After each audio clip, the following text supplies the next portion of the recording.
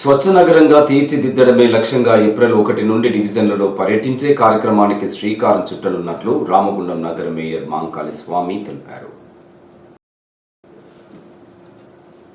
Municipal కార్యాలయం నుండి fine line వరకు ఉన్న ప్రధాన రహదారిలో రోడ్డు ప్రక్కన పేరుకుపోయిన ఇసుక, మట్టి ప్రమాదకరంగా మారడంతో వాటిని తొలగించాలని ఆదేశాలు జారీ చేయడంతో పాటు మంగళవారం తెల్లవారుజాముననే దగ్గరుండి సూచనలు చేస్తూ జరుగుతున్న పనులను ఆయన పర్యవేక్షించారు. సందర్భంగా మున్సిపల్ కార్యాలయం ముందు ప్రధాన రహదారికి ఇరువైపులా బ్లేడ్ ట్రాక్టర్ సహాయంతో పూడుకుపోయిన మట్టిని తొలగింపజేశారు. హెచ్ఆర్కే సంస్థ నుండి స్వీపింగ్ ట్రాక్టర్ తెప్పించి రోడ్డు శుభ్రం చేయించారు. అలాగే రోడ్డును ఆక్రమించి చేసిన నిర్మాణాలను వెంటనే తొలగించాలని సదరు ఆక్రమణదారులకు ఆదేశాలు జారీ చేశారు. స్వయంగా పారపట్టి శుభ్రం చేశారు.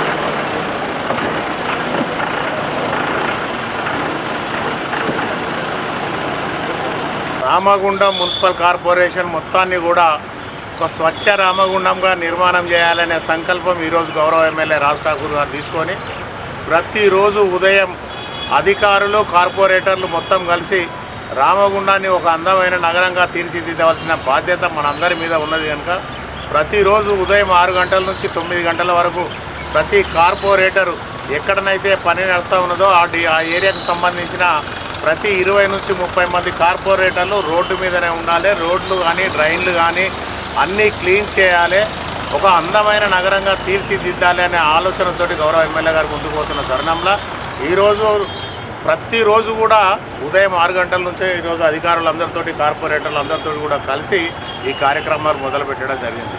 ఈరోజు ప్రజలందరూ గమనించండి, ఈరోజు ఒక JCB, tractor, sweeping machines, blade tractors, అధికారులు, ప్రజాప్రతినిధులు అందరం కూడా గత 10 సంవత్సరాల నుంచి ఏ నాయకుడు కూడా రోడ్డు మీదకి వచ్చిన సందర్భం లేదు.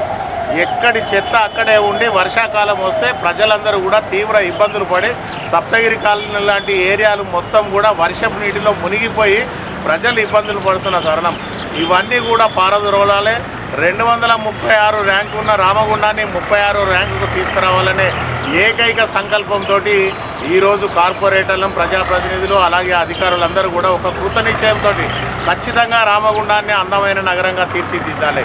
ఎంతవరకైనా పర్వాలేదు, ఎన్ని డబ్బులైనా తీసుకొచ్చేందుకు ఈరోజు గౌరవ ఎమ్మెల్యే రాజ్ ఠాకూర్ గారు నిర్ణయం తీసుకొని ముందుకు వెళ్తూ ఉన్నారు. ఖచ్చితంగా ప్రజలందరికీ హామీ ఇస్తూ ఉన్నాం. ఈరోజు మీకు కూడా ఒక విన్నపం చేస్తూ ఉన్నాం. మేమందరం కూడా ఈరోజు ఉదయం 6 గంటల నుంచి రోజు 9 గంటల వరకు ప్రతిరోజు ఏదైతే రోడ్ల మీద ఉండి పని మొదలుపెట్టి స్వచ్ఛ రామగుండంగా చేద్దామని అనుకుంటా ఉన్నామో, దయచేసి అక్కలు, చెల్లెళ్ళు, అన్నలు, తమ్ముళ్ళందరూ కూడా ఈ స్వచ్ఛ రామగుండం కార్యక్రమంలో పాల్గొనండి. దయచేసి రోడ్ల మీద, వాడలల్లో చెత్త వేయకండి. మీ వాడకొచ్చే ట్రాలీకి కానీ ట్రాక్టర్ కానీ చెత్త ఇవ్వండి. అట్లయితేనే మన రామగుండాన్ని ఒక బ్రహ్మాండమైన నగరంగా తీర్చిదిద్దగలుగుతాం.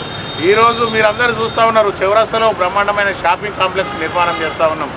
ఆ తర్వాత 9వ డివిజన్ వినోబా నగర్లో పర్యటించారు. స్వచ్ఛ నగరంగా రూపొందించుకోవడంలో ప్రజలు తమ వంతు పాత్ర పోషిస్తూ భాగస్వాములు కావాలని కోరారు. కాలనీలో మురుగునీటి కాలువలో పూడిక తొలగించే పనులను పర్యవేక్షించారు. క్షేత్ర స్థాయిలో ఉండి పారిశుద్ధ్య సిబ్బందికి సూచనలు చేశారు. ఈరోజు ఉదయం నుంచి దాదాపు 6 గంటల నుంచి ఇప్పటి వరకు కూడా డివిజన్ల పర్యటనలు పెట్టుకొని ఎక్కడ ఏ సమస్యలు ఉన్నాయో తెలుసుకునే దాంట్లో భాగంగా ఈరోజు సోదరుడు 9వ డివిజన్ కార్పొరేటర్ యుగంధర్ గారి డివిజన్ తిరగడం జరిగింది. డివిజన్ మొత్తం కూడా ఇదొక స్లమ్ ఏరియా. ఎప్పుడో 98లో వేసిన యూజీడీలు కావచ్చు, స్ట్రాంగ్ వాటర్ డ్రైన్స్ కావచ్చు, అవన్నీ కూడా పూర్తిగా కొలాబ్స్ అయిపోయి నిర్వీర్యం అయిపోయినాయి.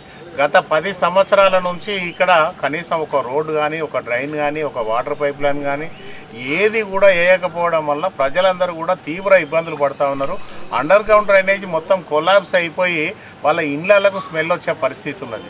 ఇదంతా కూడా అసలు ఇంతకుముందున్న కార్పొరేటర్ కావచ్చు, మేయర్లు కావచ్చు, లేకపోతే ప్రజాప్రతినిధులు ఎందుకు పట్టించుకోలేదో మాకు అర్థం కాలేదు. కానీ అసలు ఎక్కడ చూసినా కూడా కనీసం నడవలేని పరిస్థితి ఉన్నది.